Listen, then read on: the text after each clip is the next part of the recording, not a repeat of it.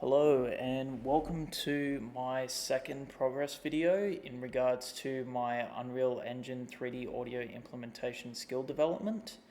So now this is being recorded on the same night as of the previous video. Now I'd quickly figured something out that I thought would definitely be detrimental in terms of video documentation. So in regards to the description of the first video, one of the key issues that I was learning in terms of trying to get around for progress in the second video here that I wish to tell you now is in regards to multiple asset processing. So what do I mean by assets? I mean audio cues, sound files. So for example, in regards to these, so if I select, for example, this one to here, a big thing that I can do in regards to editing, I go to Asset Actions, and then I go to Bulk Edit via Property Matrix. Now, I consulted the videos that I am basing my teachings on. With this from the short course I've been instructed to follow for this video, for this skill development process. Now, what this basically tells me is that from the selected files that I have, I can select what channel they're on, the maximum distance in terms of the attenuation, as well as the duration of how long they go for. But most importantly, in terms of editing, I can basically loop them or not. And a big problem that I found when doing the fire torches here, there are multiple of these guys here. If I select them there and there's these ones. And if I go down into the level here, there are roughly 48 files of these. If I select them all,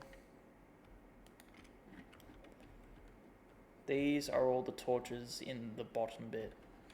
And now what's helped me to get around this is the property matrix. Now, you must be asking, how does the property matrix do this? So, essentially what I do is basically by right-clicking and then using the property matrix down here. So for example, if I go bam, bam to there, I go edit, there should be asset actions around here.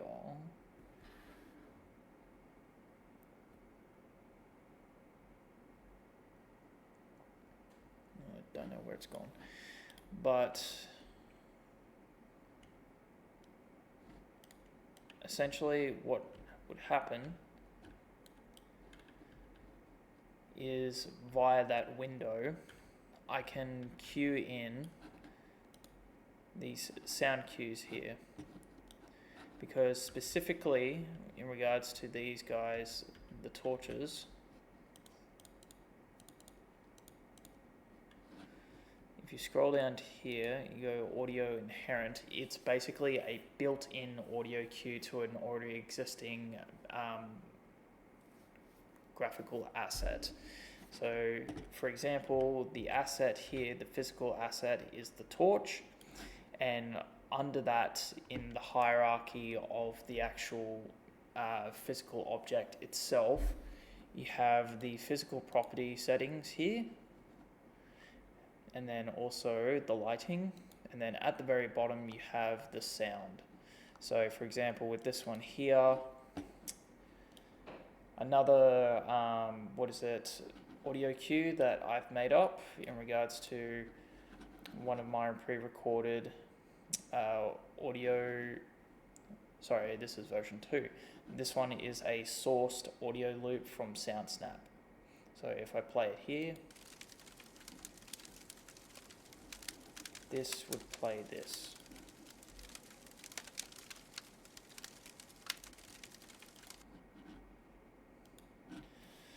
Now, moving away from that, when you have at least 48 torches plus the ones above, so going over a total of 50, it helps to have a property matrix to help you in regards to doing multiple assets at once for audio files and audio cues. Now, in regards to other progress so far, I've managed to narrow down where the character movements are. So essentially, these are the audio files here for the actual movements. Now, this isn't for the character, this is for other models. For example, there's a griffin in the bottom part of the level, but in regards to the character Foley, this plays all the walking sounds. Now, these are tied to the different surfaces that the player can walk on. So, for example, these will randomly play. I haven't figured out in regards to where it ties in to the actual thing itself, but my hunch is that it is played. Also, these are attenuation cues. These help you essentially decrease the amount of amplitude given to an audio source depending on the distance away from the audio source itself. But moving on from that, I believe that there is a setting in here where you can change it to what level surface it's tied to.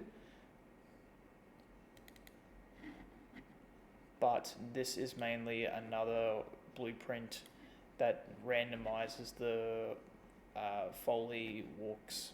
For example, if I play this, and it will just keep going for a little bit.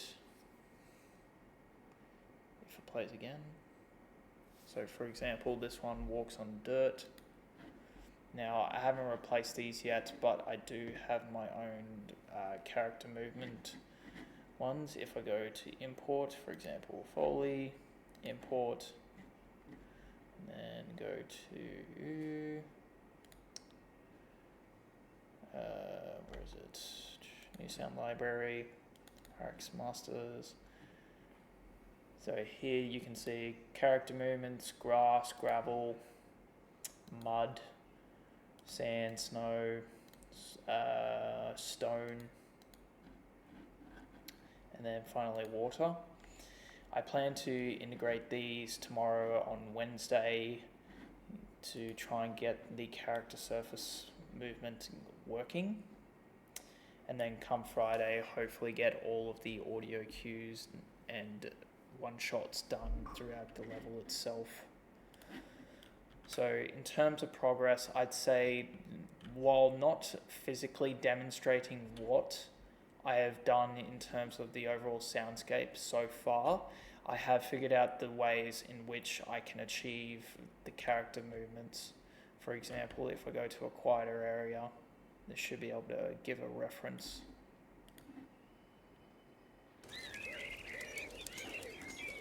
So let's go to the meadow.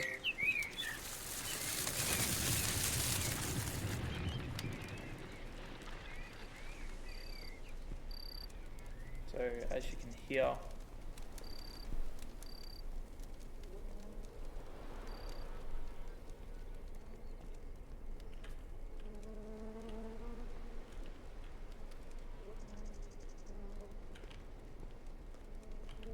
you can hear the walking on the dirt and then on the grass. So somehow these are tied to those little audio blueprints, or sorry, sound cues for these blueprints. So in terms of feedback I'm willing to get from this video here, I'm open to questions in regards to how I went into the surface area thing. Did I investigate it? But I would love to hear your opinions in the next video and how I can integrate that into my workflow to achieve this overall soundscape for the final product at the end of week 12, going into week 13.